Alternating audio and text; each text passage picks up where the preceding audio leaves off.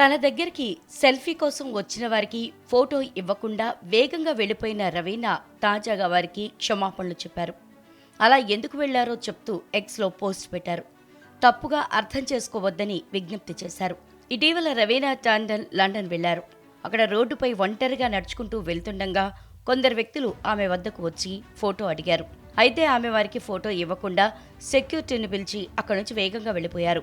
తాజాగా ఈ ఘటనపై రవీనా ఎక్స్ వేదికగా స్పందించారు.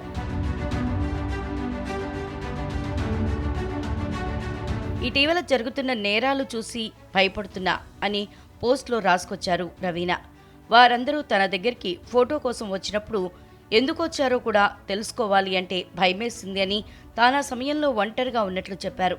అందుకే అక్కడి నుంచి వేగంగా వెళ్లిపోయానని, జూన్లో బాంద్రాలో తనకు ఎదురైన ఘటన నుంచి తానింకా కోలుకోలేదని, అందుకే ఒంటరిగా వెళ్తున్నప్పుడు మరింత అప్రమత్తతో వ్యవహరిస్తున్నట్లు చెప్పారు. వారికి ఫోటో ఇవ్వాలని తన మనసుకు అనిపించిందని, కానీ ధైర్యం చేయలేకపోయినట్లు చెప్పారు. వారితో అలా ప్రవర్తించినందుకు చాలా బాధపడుతున్నానని, అందుకే వివరణ ఇవ్వాలని ఈ పోస్టు పెడుతున్నానని అన్నారు.